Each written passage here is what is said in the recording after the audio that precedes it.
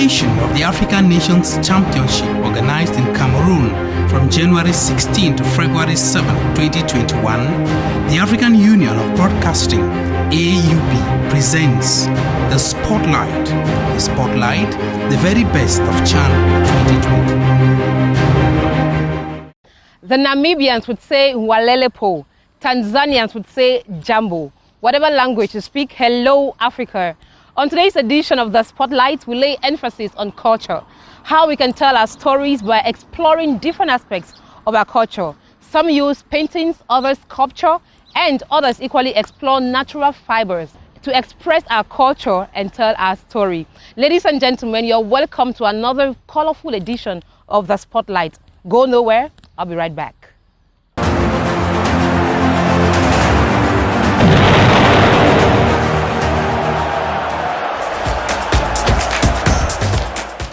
Thank you very much for joining me on this edition of The Spotlight. Now, let me introduce you to an award-winning painter and sculptor.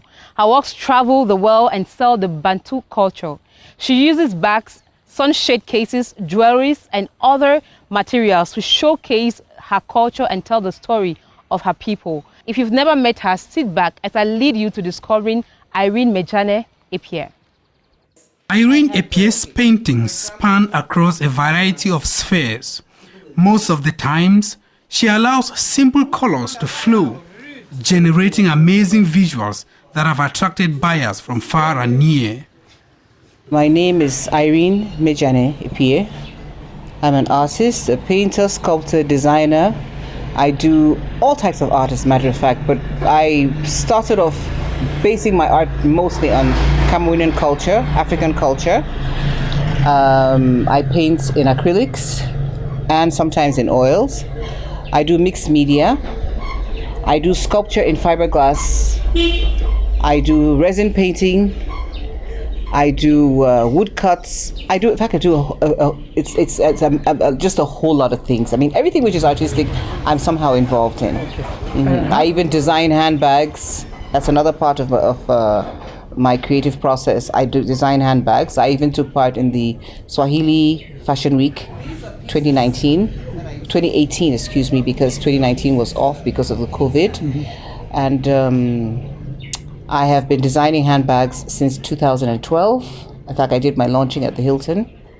But what I do on a daily basis is paint or sculpt. Those are the two major aspects of art that I really concentrate on. These beautifully painted stuff, including wall hangings, sculptures and the like, have taken her to at least 5 countries. Over the years, I have exhibited here in Yaoundé. I've exhibited in Ghana. I've exhibited in Nigeria. I've exhibited lots and lots of times in the US. I've exhibited in China, where I did a residency for 4 months in 2009. And I just would love to advise all artists that art is a process where you grow in.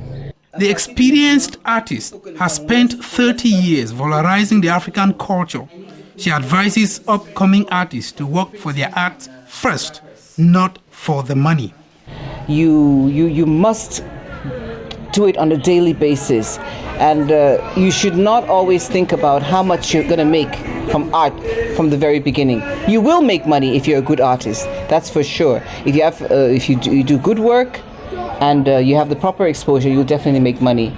But then again, you should just keep on working on your art. Irene Epie says she was born with the talent but had to further develop her skills in order to get professional. She has actually built a career from the practice. Firstly, it is inborn. In my family, I come from a family of artists. Be it music or painting or sculpture, we're in it. My father himself was very good at drawing. I know that he didn't have any formal training because his generation did not study art in school here in Cameroon, definitely. But I realized from the time I was very little that I could draw. As a matter of fact, I didn't realize that there were people who could not draw until I went to school, because all my sisters draw. Yes. And I when I got to school, I'll say I must have been about 4 4 or 5 when I discovered that there were kids around me who could not draw a cat. Looking back, she nods, saying a number of her works have made her proud. I did a painting in 1999, which is in a book compiled by Professor Claudia de Monte of the University of Maryland. It's called Women of the World. And my painting was chosen for Cameroon, to represent Cameroon in the painting. And let me see the other ones that I've done. There's one I did called Wonderful Meeting, which I donated. I did in China, but I donated to the Ministry of Culture. I have the monument in Boya, where you have the 2 hands. I sculpted it. Irene Epie says she plans to keep doing the art, embracing new ideas and challenges. She hopes Cameroon, Africa, and the world would give the sector the respect and value it deserves.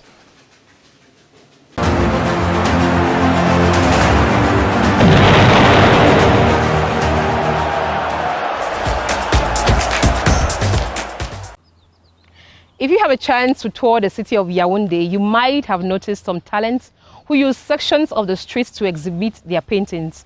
They are dotted across the capital city of Cameroon, Yaoundé. You can stop by and get a piece at a very great price. Now let's take you through to discover these talents. A set of shoes painted in the colors of Cameroon. A portrait of renowned Cameroonian singer Charlotte Dipanda. Alongside that of some very famous heads of the continent, a photograph of a couple on the table, as a paint version is in progress. Ayongi uses his art in different ways, and this street corner in the heart of the city of Yaoundé is a perfect exposition ground. I studied fine arts in University of Yaoundé 1, where I obtained my, bachelor's. My license, sorry. So after that, I stopped. After that, I stopped at master's to continue in my field. Painting and having a good result, producing painting is the motivation, the only motivation. I don't have any other motivation there. For visitors coming from the Shan competition, he says he does and is recommending small portraits that can be done on the spot and easily packaged for home. We have some small canvas that have been prepared with African sense, or that is African, how can I call it, social sense, you see. You can have a mother pounding cocoyam in a mortar. You can have a farmer in the bush. So those are the type of things we have for people to carry back when they are going as a souvenir. Artists who use street corners are dotted all over major cities of the country. If you see one of them, do not hesitate to sit for a souvenir, a good miniature portrait of yourself done on the spot, on the street.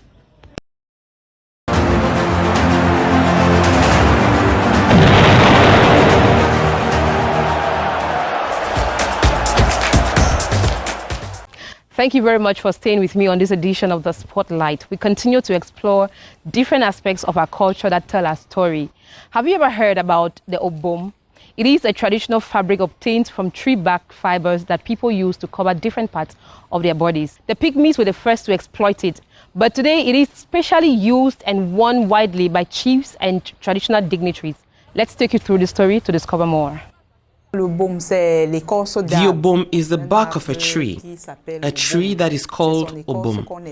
It is the bark of that tree that is used to make these dresses. So we cut the tree and pound it until we have this material. Obom is from col, which means heel, and andom, the tree that produces the obom. Qui produit, n'est-ce pas, l'obom. So it is a chain of work, from the cutting of the tree in the forest to the treatment, until when we have this material, because it is the tree bark that eventually becomes the material you see. Vous allez voir, par exemple, dans le You will see, for example, in the Bafia area, they have their own ways of making traditional dresses from obom. You go to the south of Cameroon, they have their own style. Though more often in the south, the obom is decorated with leopard skin. But now that leopards have become protected animals, we try to decorate with this material made to look like leopard skin.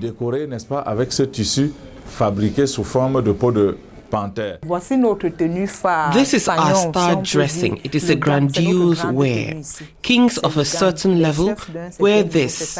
Now we have some who choose to dress their notables with jackets like this one that you can wear with the wrapper material or black trousers and some jewelry and a headpiece.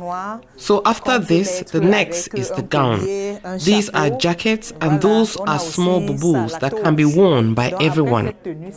Ça c'est le gant, ça c'est la tôle, ça ce sont les jaquettes. Et ça ce sont des petits boubous comme je vous disais tout à l'heure qui peuvent être portés par tout le monde.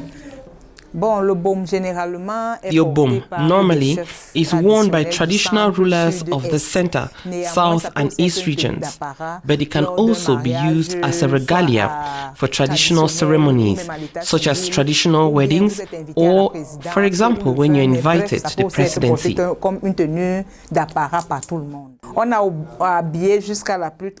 Everyone can wear the obom to great events.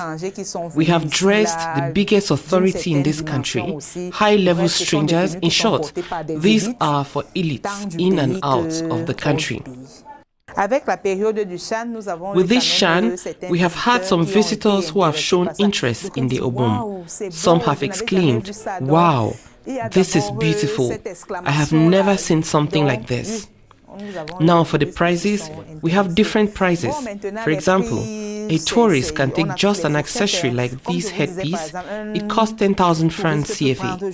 We also have this authority stick, which costs 5,000 francs CFA.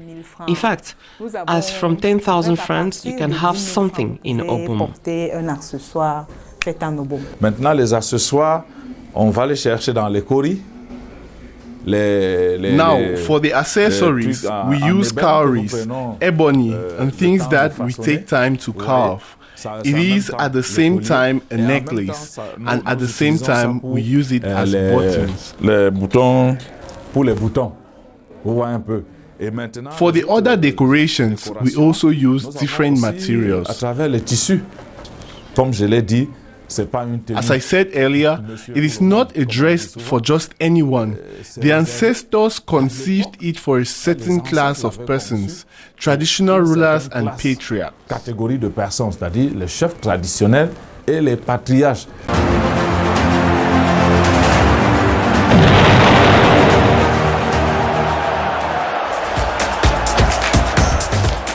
Spotlight has been brought to you by the AUB. On the occasion of the African Nations Championship organized in Cameroon from January 16 to February 7, 2021, the African Union of Broadcasting, AUB, presents the Spotlight. The Spotlight, the very best of Channel 2020. One of the ways to experience a people's culture is by traveling. So if you are in Cameroon during this 2020 African Nations Championship, take advantage of your stay here and interact with the people of this country, know their culture and blend into their story. You can get a sculpture, a painting or an obom. I hope you had a great time on today's edition of The Spotlight. Till next time, Kwaheri, to say goodbye.